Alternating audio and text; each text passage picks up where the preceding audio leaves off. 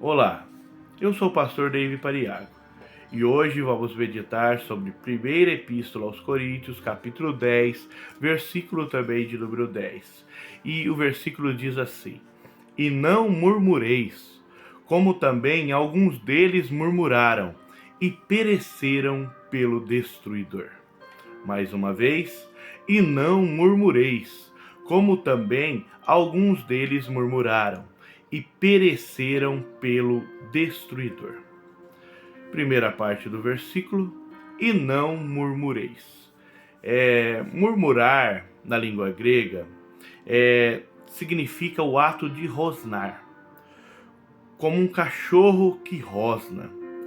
Na verdade, murmurar na Bíblia sempre esteve presente em atos de pessoas invejosas ou de pessoas rebeldes. Paulo escreveu à igreja de Filipos: Fazei todas as coisas sem murmurações e nem contendas. Filipenses capítulo 2, versículo 14.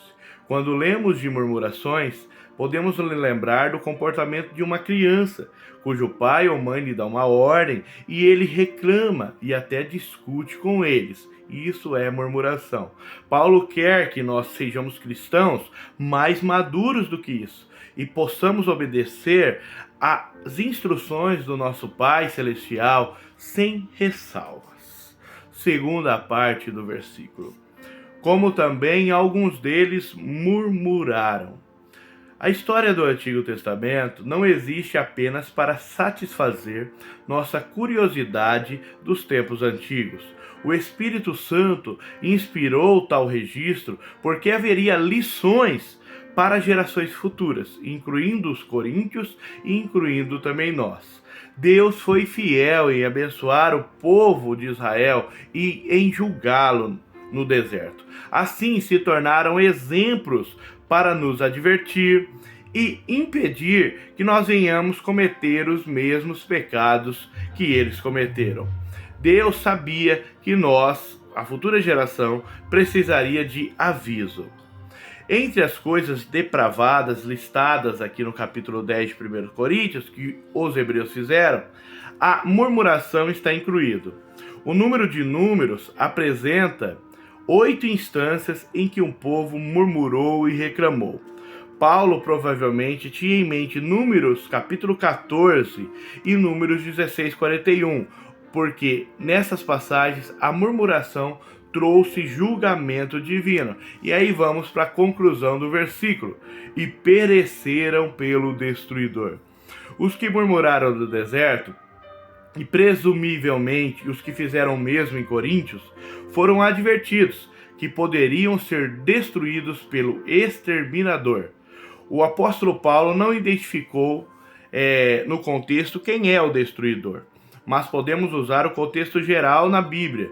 Antes da 10ª praga cair sobre o Egito, Deus mandou Israel derramar sangue, passar sangue na verga e nas ombreiras das portas das suas casas.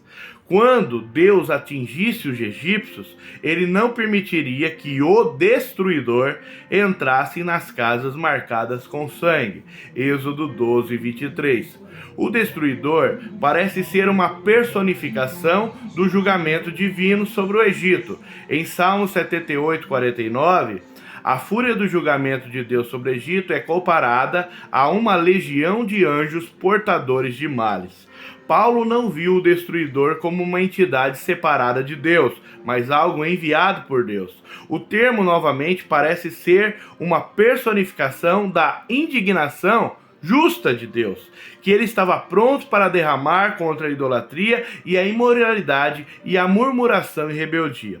A promessa de Deus era que, se obedecessem, ele não poria sobre eles as enfermidades ou as pragas que havia colocado sobre o Egito. Êxodo 15, 26. Mas ao deixarem de fazer o que era correto, Deus estava livre para enviar novamente aquele anjo destruidor.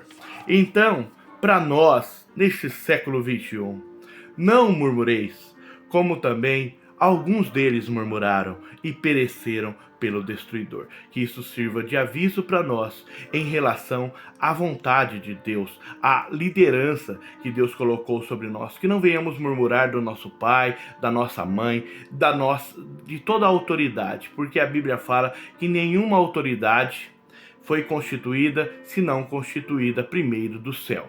Que venhamos sujeitarmos a toda a autoridade e cumprir a missão sem murmuração ou contenda. Amém? Que Deus em Cristo vos abençoe. Eu vou deixar um link com um texto escrito, com as fontes. Você terá acesso a ele e muito mais. Que Deus em Cristo vos abençoe.